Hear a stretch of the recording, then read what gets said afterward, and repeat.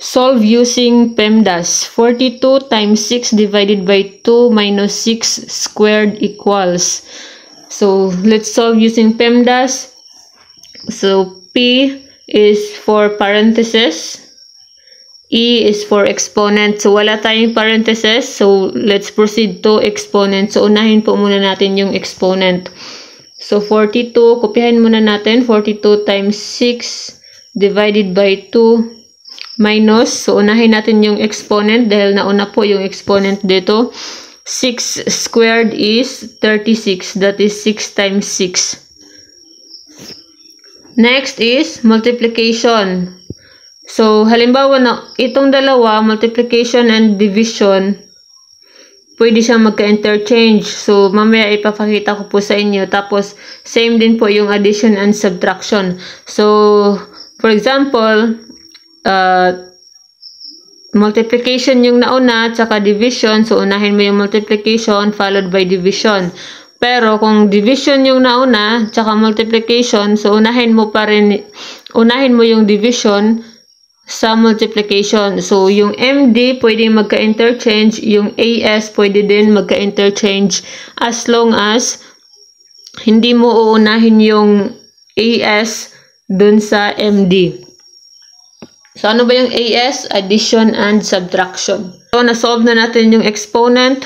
Next ay multiplication. So, 42 times 6 is 252. Divided by 2. Minus 36. So, next, after M is D, division. So, 252 divided by 2 is 126. Minus 36.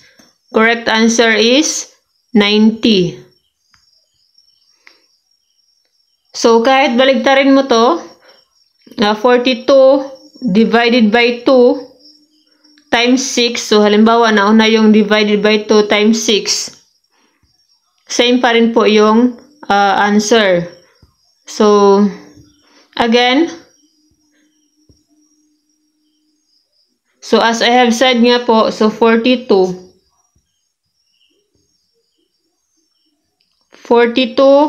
divided by 2. So, kung nauna yung divided by 2 times 6 equals 6, divided by 2 times 6 minus 6 squared. So, nauna yung division kaysa multiplication. So, yung PEMDAS, nauna MD. Pero, pwede yung DM. Unahin mo pa rin yung division kung nauna siya, tsaka multiplication. So, same lang po yung result. So, 42. So, exponent muna, katulad kanina. So, 42 divided by 2 times 6 minus 36. So, 42 divided by 2. So, unahin mo muna yan. As long as hindi mo inuuna yung subtraction. So, 42 divided by 2 is 21 times 6 minus 36. So, 21 times 6 is 126 minus 36. So, same lang po yung answer, 90. So, I hope na na-review po kayo sa PEMDAS. So, yung P is kung merong parentheses. So, halimbawa dito, mayroon pang 8 plus 4.